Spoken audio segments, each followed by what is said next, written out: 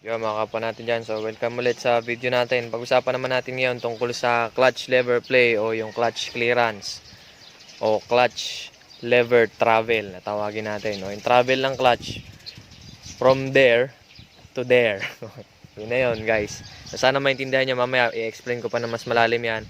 Kung paano ba tayo magseset, kung ano ba yung tamang setting ng clutch natin, and etc. Pero bago ang lahat, shoutout muna kay Bor Vlog, kay Michael Alviso, ng Raider 150 Owners Club Incorporated, Cebu Chapter. So, ride safe sa inyo guys. Kay Jaylin Sangan, kay Kit Moto, kay Josephine Trazona, kay Jonathan De Guzman, Santino 13, Silver Espenida, Roldan,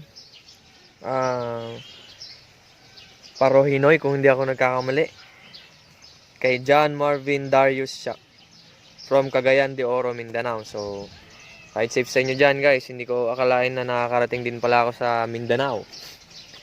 Binabati ko kayong lahat mga kapwa kasi 10k na tayo. So masaya ko kasi may mga nag-stay pa rin sa mga kapwa riders natin dyan na hindi pa rin nangiiwan. So yun lang, let's get straight to the point. Ano ba yung sineset natin sa clutch lever play o bakit ba natin sineset yung clutch lever play? Ngayon, sineset natin yung tamang pisa nung clutch siya, tagalogin ko na ako, yung tamang travel o tamang pisa ng clutch natin, sineset natin yan. Unang-una para sa riding comfort, pangalawa para sa makina natin. Ngayon, bakit nakaka-apekto siya sa riding comfort? Kapag sinet mo yung lever mo ng masyadong mababaw, dalawa lang yan mga kapwa, masyadong mababaw, yung masyadong mataas, ganan. At masyadong malalim, yung dito mo na nararamdaman yung higpit ng clutch o dito mo na nararamdaman yung pisa ng clutch sa dulong-dulo lang. Pag masyadong mababaw, tandaan nyo, huwag kayo magkakaroon ng confusion. Pag masyadong mababaw, ibig sabihin, nandiyan lang sa point na yan, konting pisa mo pa lang, nararamdaman mo na yung clutch o nagdi-disengage na yung clutch natin. So kapag ka, ang term doon, masyadong mababaw ang clutch mo, kapag ka ganan pa lang yung pisa mo, nararamdaman mo na kagad yung ganit o yung, nararamdaman mo na kagad yung spring ng clutch na kinokontra mo na. So, ganun yun. Alam na naman natin siguro kung ano yung clutch. So, ulitin ko lang ulit, konting review. Clutch siya nag-engage at nag-disengage ng power na nanggagaling sa makina natin papunta sa mga gears sa loob. Clutch siya nag-disengage yun. Ngayon, bakit matigas yung clutch natin? Bakit bumabalik yung kusa? Yung, di ba, in-explain ko na sa last video natin o dun sa video natin tungkol sa clutch na mayroong mga clutch spring yan. Ngayon, yung clutch spring ang dahilan kung bakit nag-engage ulit yung clutch natin o bakit nagtutuloy-tuloy yung power na nanggagaling sa makina natin papunta ng mga gears. So, yun yung dahilan. Sandali lang, matutumba yung motor. So, yun, ayos na. Kanina, lulubog yung gulong ko dyan eh. Nasa lupa lang kasi tayo. So, yan. Muntik na lumubog. Matutumba na ako kanina. So, balik tayo sa pinag-usapan natin. So, tungkol sa clutch. So, clutch spring ang nagbabalik ng pag-engage nung clutch plate natin tsaka nung clutch lining natin para yung power na nanggagaling sa makina ay ma-deliver niya papunta sa mga gears sa loob ng makina natin para ma-deliver naman niya papunta sa sprocket, papunta sa kadena, papunta sa gulong. So ganun lang, alam na naman siguro natin yun. Pero kung may confusion pa rin, balikan nyo yung video natin bago nyo panoorin yung pagsiset ng clutch lever play. So ganun lang ulit kadali. Ang pagsiset natin pwede natin dito galawin, may takip yan, kung makikita nyo, tinanggal ko lang para mas makita natin. Pwede natin siya dyan galawin, pwede rin namang dito. Dalawa lang ang pwede natin pag-adjustnan dito sa point na yan. So, ang pang-adjust naman ay G's. G's lang ang kailangan nyo. Well, kung sumusunod yung pag-ikot nya, kailangan nyo siyang kontrahin ng 12. Kung hindi ako nagkakamali dito sa ilalim. Meron yung 12 dyan pa na parang yun ang pinaka naglalak sa kanilang dalawa. Yun ang pagsiset natin. Ngayon, paano natin sineset yan? So, papakita ko muna sa inyo kung paano gumagana yung clutch natin. Pag pinisa ko yung clutch, ganito ang nangyayari. So, di ba yan, kung makikita nyo, gumagalaw yung arm niya. Gumagalaw siya, di ba? Ngayon, yung arm na yan, bumabalik ulit tayo sa clutch basics, ha. Yung arm na yan, o yung rod na yan, meron yung connection dun sa loob. Yun ang pinakang release bearing natin. Meron yung bearing dun sa loob. Ngayon, pag gumagalaw yung arm na yan pag ganon, o yung rod na yan pag ganon, hinihila niya yung bearing. Pag hinihila niya yung bearing, mahihila niya yung pinakang, ano bang tawag doon? Clutch plate, kung di ako nagkakamali. Yung pinakang ibabaw ng clutch natin, na doon nakakabit yung mga spring natin, o clutch spring, hinihila niya yung palayo. Ngayon, pag naglayo yon, magdi-disengage yung clutch natin o magdi-disengage yung power from makina natin papunta ng mga gears. So, ganun lang kadali ha. Pag pinipisa, ganun yung movement niya.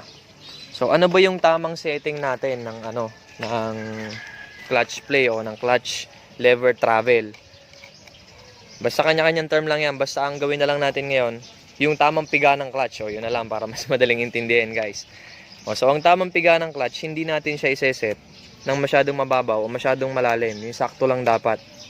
Ganito ang setting ng sobrang babaw. Madali lang naman kasing i-distinguish siya, mga kapwa. So, ganito lang kadali para malalaman nyo kung masyadong mababaw o masyadong malalim yung clutch play natin o yung clutch lever travel natin o yung pisa ng clutch. Pisa ng clutch na lang gagamitin ko para hindi humaba yung video. So, ayan, maramdaman nyo yung pisa ng clutch natin. Pag masyadong mababaw siya, ganan. Dito pa lang. So, ayan o. Pakiramdaman nyo yung clutch nyo kung nararamdaman nyo na yung parang may ganit na siya o nararamdaman nyo na parang may kinokontra na kayo. Dun pa lang, alamin nyo na kung masyadong mababaw o masyadong malalim. So, ayan, kung makikita nyo yung clutch ko, lutang na, di ba? Ang layo na dito sa pinakamanibela natin. So, pag pinisa ko siya ng ganyan, nararamdaman ko na kagad yung spring o yung mga clutch spring ko, nararamdaman ko na kagad na kinokontra ko. So, ayun yung setting ng masyadong mababaw. Yung disadvantage at advantage ng mga yan, yung mababaw tsaka malalim, i-explain ko yun mamaya. Ngayon, ang tamang pagsiset natin, ganito lang.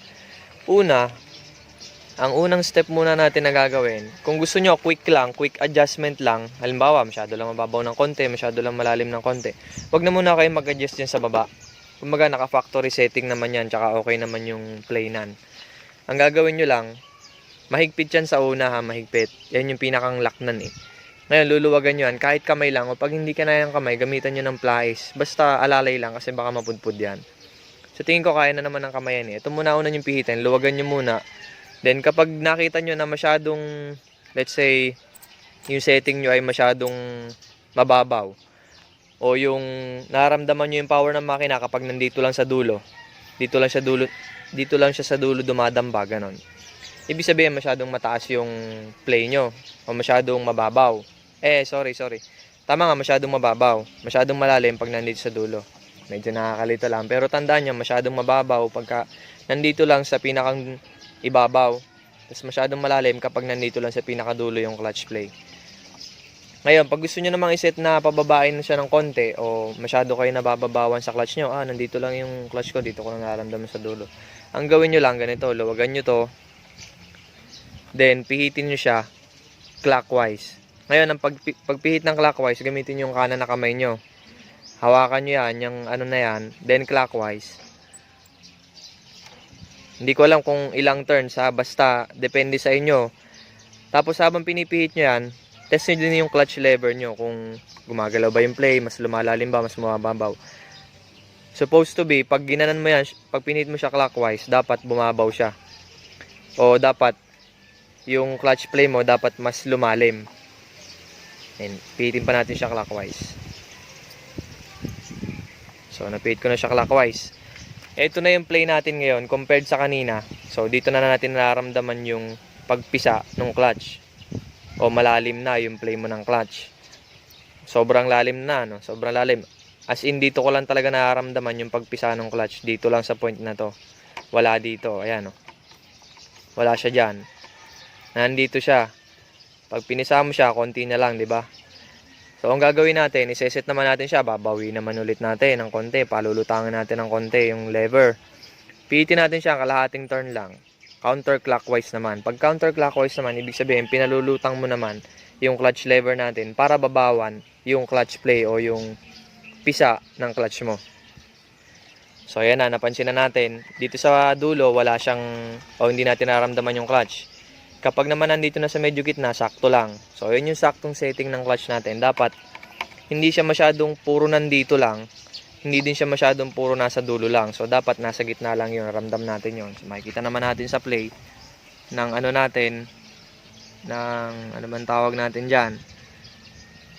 Clutch release arm mo. Hindi ko alam yung specific na tawag, pero yun na lang muna yung tawag natin. So, ayan. Makikita nyo.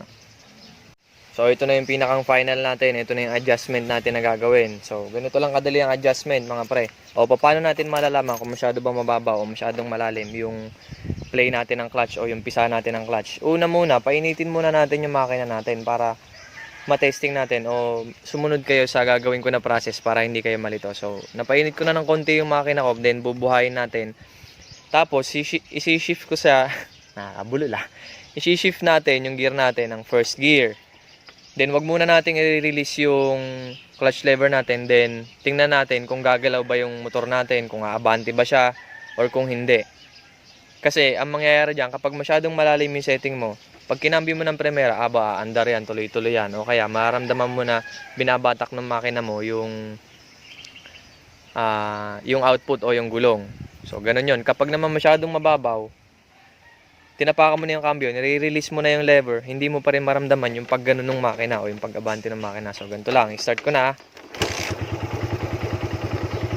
So, dito lang muna natin siya i-set. Kumbaga, quick adjustment lang. Huwag nyo i-double stand, ha. Ibababa ko yung ano natin. Ilalapat natin sa lupa. Kasi dapat nakalapat sa lupa. So, ayan. Kapag sinit na natin yung lever natin, dapat ganito siya. O, yan yung tamang setting sa tingin ko, ha. Yan yung tamang setting na dapat hindi masyadong mahigpit, hindi din masyadong mababaw. So, ganito yung tamang setting, mga pre. Dito mo lang siya mararamdaman sa point na to. O, medyo gitna lang. Then, papakita ko sa inyo yung kung kailan ko nararamdaman yung power ng makina. Manonotice natin yon o mararamdaman natin yun sa makina natin. Game. Shift ko na siya ng first gear. Pagka-shift ko ng first gear, nakapisa lang ako, di ba? So, ayan. Pag nirelease ko ng konti yung clutch lever ko, meron pa siyang konting play, di ba? Ayan, oh. Meron pa siyang konting play. Hindi ko pa nararamdaman yung pagganon ng makina o yung pag-abante ng makina. Meron pa siyang konting play. Pag nirelease ko pa ng konti yan, ayun, kung makikita nyo, umaandar na siya, di ba? Pag nirelease ko pa ng konti, umaandar na. Tapos naririnig nyo din sa makina na parang binabatak na niya yung gulong. O hinihila na niya tayo. O, kung makikita nyo, meron pa rin siyang play dyan sa pinakamalalim na konti, di ba? Ayan, may konti pa bago siya gumalaw. Release natin siya ng mas release. So, yun, binabatak na tayo ng makina o gumagalaw na, di ba? Kapag naman masyadong mababaw yung setting mo, ganito naman ang mangyayari sa'yo. I-exaggerate ko na para mas maintindihan nyo kung paano ba nangyayari pag masyadong mababaw o malalim. Ito yung masyadong mababaw yung clutch natin, o masyadong lutang na lutang. Pisahin natin, then shift natin in first gear. I-release natin yung lever. Nasa gitna na siya, wala pa rin ako nararamdaman na pagbatak ng motor. Medyo dulo na, wala pa rin. So, nandito lang siya sa dulo. Ayan, kung makikita nyo. Diba? Nakikita nyo? Nasa dulon-dulo lang siya. Ayan, oh. Kapag naman masyadong mababaw, guys, ganito naman ang mangyayari sa inyo. Masyado namang malalim. Malalim yung setting nyo. I-exaggerate ko lang ulit para mas maintindihan nating lahat. So, ganito. Medyo risky to, pero ingat-ingat na lang din. So, ayan, kukunti lang yung play nung clutch ko. Nandito lang sa dulong-dulo. Shift ko ng first gear, sa tingin ko, aabante lang siyang bigla o it's either mamamatay yung makina ko. Tingnan natin, ha. Cambio ko na siya. 1, 2, 3, go. So, yun, nakita nyo, parang umabante siya kagad ng pagcambio ko, diba? So, yun yung disadvantage ng masyadong mababaw yung clutch play mo, yung pisa ng clutch mo. Ang mangyayari dyan, dinadamage mo dyan yung mga gears mo, tsaka yung mga linings mo. Kasi masyado kang nasa dulo lang eh. Pag pinisa mo yan, hindi pa fully nagdi-disengage yung mga, o hindi pa naghihiwala yung clutch plate tsaka yung clutch lining mo. Ang mangyayari doon, magkikiskisan nyo, mapupudpud yun. No? Mabilis ka magpapalit ng clutch lining mo. Yun yung disadvantage nun. Ngayon, ang disadvantage naman na masyadong mababaw o nasa dulo lang yung pisa ng clutch, riding comfort mo naman sinasalang-alang mo dyan. Kasi minsan, kailangan mong kontrolin o nawawalan ka na ng grip masyado sa manibela mo kapag nandito ka lang sa dulo pumipisa. Or minsan, magugulat ka na nandito na lang pala sa dulo. Minsan, mapapagano na lang yung motor. Bigla ka na lang magugulat. Na, nandun lang pala yung play. Nandun pala yung clutch. Bigla ka magugulat. Baka ma-aksidente ka pa. So, ganun lang kadali. Ngayon, kapag hindi na kayang habulin dito, let's say, sobrang sagad na dito, hindi naabot ng tread. Dito ka na ngayon mag-a-adjust sa gilid natin. So, sandali lang. Ay, sandali, tools, nakalimutan ko. Gis lang naman kailangan nyo dito eh. gis na open range. Ngayon, parehas lang din yan guys. Parehas lang yan ng pagluluwag o ng pag-a-adjust. So, counterclockwise o pag ganon, paluwag, ang mangyayari dyan, tataas yung lever natin. So, papakita ko yun sa inyo. Luluwagan ko siya dito ng counterclockwise. Tapos papakita ko sa inyo kung ano yung nangyayari sa lever natin. So, counterclockwise. Tutuloy-tuloyin ko lang. Then, tingnan nyo yung nangyayari dun sa clutch lever ko kung umaangat ba siya. Sandali lang, stabilize ko. Ayan. Tingnan nyo ha. Ayan, na-adjust ko siya counterclockwise. So, kung makikita nyo, nagalaw yung clutch lever ko pataas, di ba? Pataas siya, di ba? O, ayan. Parehas lang din siya. Ngayon, gagawin mo lang na i-adjust to kapag hindi na kayang habulin doon. Kasi mas madali mag-adjust doon kaysa dito. Kasi dito, hindi mo na kailangan ng tools. Dito, kailangan mo pa ng G's kasi mahigpit talaga. So, kapag naman ang ginawa natin, pahigpit or clockwise, tingnan naman ulit natin kung babalik siya. Kasi minsan hindi siya nabalik kasi nga, makunat na yung clutch lever natin. So, try natin. Hindi na siya napapansin dyan eh. Pero hinihigpitan ko na yan dito. Clockwise. So ngayon, i-check muna din natin kung tama ba yung pisa. Yung pisa pa rin natin ng clutch lever o kung sakto pa rin ba yung play niya. Kung nasa gitna pa rin. So ayan, nakuha na ulit natin yung gitna o yung tama lang na pisa ng clutch natin. Testingin ulit natin siya. Napaanda rin. So dapat ganito lang ang nangyayari sa inyo guys. First gear, okay lang yung gumanon sa una ha, kasi normal yun. Normal talaga, nangyayari talaga sa mga makina natin yun. So, angat natin yung konti, yung clutch lever. Wala pa masyado. So, yun, nasa gitna na, di ba? Ayun, oh. Nasa gitna na yung nasa gitna mo na pinakaramdaman yung makina natin, nasa gitna. So, ang may re-recommend ko sa inyo mga kapwa, ganito lang kadali. Mag-set kayo, mas safe pa mag-set ng masyadong mababaw kaysa yung masyadong malalim na nasa dulo lang. Kasi kapag mababaw yung setting mo, unang-una sa lahat, na-disengage mo ng maayos yung clutch natin. Ngayon, ang pangit lang doon, pangit talaga yung riding comfort at saka hindi ka mapapakali pag drive. Parang nagugulat ka na lang, basta na lang dumadamba yung motor mo kasi hindi mo nga makontrol o hindi sakto yung, hindi ka sanay na masyadong sagad yung daliri mo pag bibitawan mo yung clutch. Mas advisable ko pa yung mababaw kaysa yung malalim. Kasi pag malalim, hindi fully nagdi-disengage yung clutch natin. So, sinabi ko na yun kanina, hindi fully nagdi-disengage. So, magkikiskisan pa yung clutch plate natin, tsaka yung clutch lining natin. Mapupudpuran ka pa. So, yun lang. Ganun lang kadali, guys. Ang adjustment lang dito or doon sa baba. Pero mas nire-recommend ko muna, dito lang muna kayo mag-adjust. Then, ang tamang setting, hindi masyadong mababaw, hindi masyadong malalim. Dapat may free play dito sa baba, may free play pa rin sa taas. So, mararamdaman nyo dapat yung makina nyo dito lang sa point na to, yan sa gitna lang na yan, sweet spot na yan. So yun lang, ganun lang ulit. Bye bye, ride safe. Ano ngayon, may COVID ngayon, so ride safe lang, wala mo na magra-ride ngayon ng malayo. Bye bye, God bless.